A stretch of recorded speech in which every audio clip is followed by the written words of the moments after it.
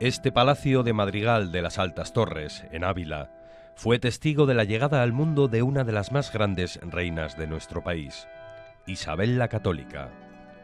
Sin embargo, en aquel momento nadie se pudo imaginar lo que iba a suponer esta infanta secundaria para la historia. Era una niña Isabel, que entonces era una infanta, es decir, no está destinada al trono.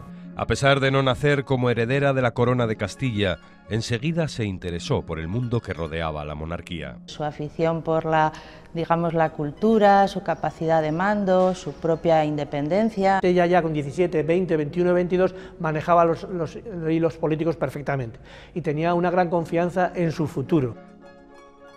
Gracias a su determinación e inteligencia y al carácter débil de su hermanastro, el rey Enrique IV de Castilla, consiguió con solo 17 años que éste la reconociera como princesa de Asturias y heredera al trono, por encima incluso de Juana, llamada la Beltraneja, única hija del rey.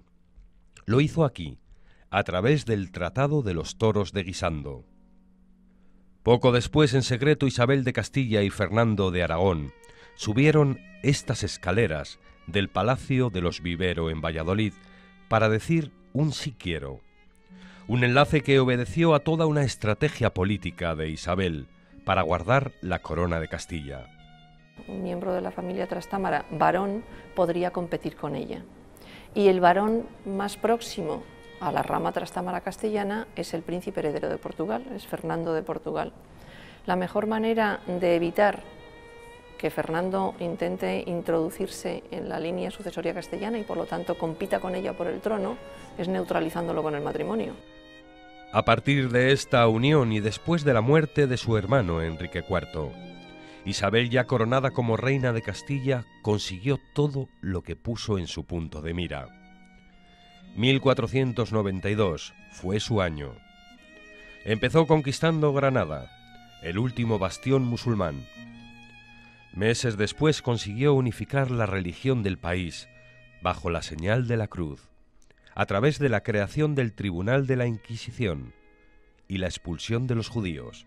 Lo que a la reina le empuja a firmar el decreto de expulsión de marzo de 1492, pues es el deseo de evitar que los conversos sigan judaizando, es decir, que los conversos lo sean solo de palabra y no de verdad. Pero sin duda alguna, 1492 pasó a la historia por el trayecto que cruzó el Atlántico hasta el Nuevo Mundo. Fue posible gracias a que Isabel supo ver en la propuesta de Cristóbal Colón algo más que un viaje irreal y arriesgado. Isabel había perdido la presencia castellana en el Atlántico, en el Tratado de Alcáçovas, y ahora con Colón quería recuperar de nuevo la presencia castellana en los mares atlánticos. Deseo que se hizo realidad a través de esta rúbrica que encontramos en el Tratado de Tordesillas. Este viaje, aparte de transformar el mapamundi de la época, trajo pingües beneficios a la corona de Castilla. Colón, cuando en el primer viaje se dio cuenta que había llegado a un mundo paleolítico, ve que los únicos beneficios que podía haber era traer esclavos. Cuando se enteró la reina Isabel, mandó que se recompraran esos indios, se cargaran en las carabelas y se devolvieran a su sitio. Y desde entonces tuvo su línea política respecto al trato de los indios muy clara. Eran súbditos de la corona castellana y tenían que ser tratados como tales. Y es que Isabel fue como una madre para sus castellanos. Se llegó a preocupar por aspectos sociales que apenas se tenían en cuenta en aquella época.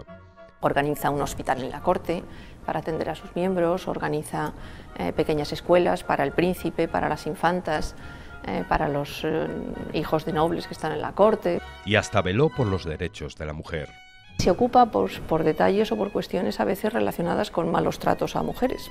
Con 53 años de edad, un cáncer de útero la dejó postrada en la cama, lugar desde donde pronunció sus últimos deseos.